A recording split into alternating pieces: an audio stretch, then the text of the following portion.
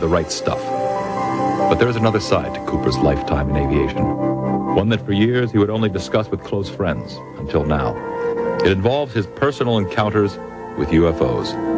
For him, it began in 1951 while flying in Europe for the U.S. Air Force. There, Cooper and other pilots witnessed an incident that has never been officially explained. A vast armada of UFOs flying in formation at extremely high altitudes. Recently, Yolanda Gaskin spoke with Gordon Cooper. In this exclusive interview, Colonel Cooper spoke for the first time on television about his encounters with UFOs. I've read about this incident you had in 1951, and you said you saw literally hundreds of unidentifiable flying objects. Yes, they were flying quite high. How high we couldn't tell because we couldn't get anywhere near their altitude. But they were either very large craft way up or smaller craft still well above what we could get to. For a day and a half, all of this happened, but then no one wanted to talk about it. Well, we sent a report forward on it, and the answer that finally came back months later was they were probably high-flying seed pods, which didn't sound very logical. There are always a lot of excuses. There's always the weather balloons. I've heard that one before. In 1951, you couldn't even get close to the things that were flying overhead.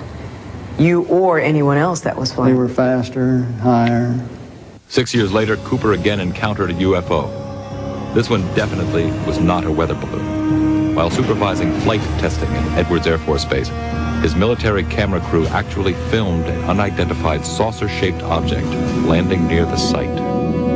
As they were sitting there filming, a little saucer came from, I say little saucer, it was a saucer, came flying over their heads, put down 3 little landing gear and landed right out on the dry lake bed. And they picked up their cameras and started over toward it, filming as they went. And when they got in fairly close to it, it lifted up, put the gear back in the wheel wells, tipped up, and took off at a great rate of speed. And so they came into my office and told me what had happened, and I sent them over to develop the film. And then had to go through all the proper regulations of reporting this, and we wound up having to send the film forward to Washington in the base jet airplane, and I don't know whether anyone's ever seen it since. Now, the vehicle that you just described, how similar was it to the very first sighting that you had back in 1951? Quite similar. It was basically the same plan-form vehicle. They were double saucer, lenticular.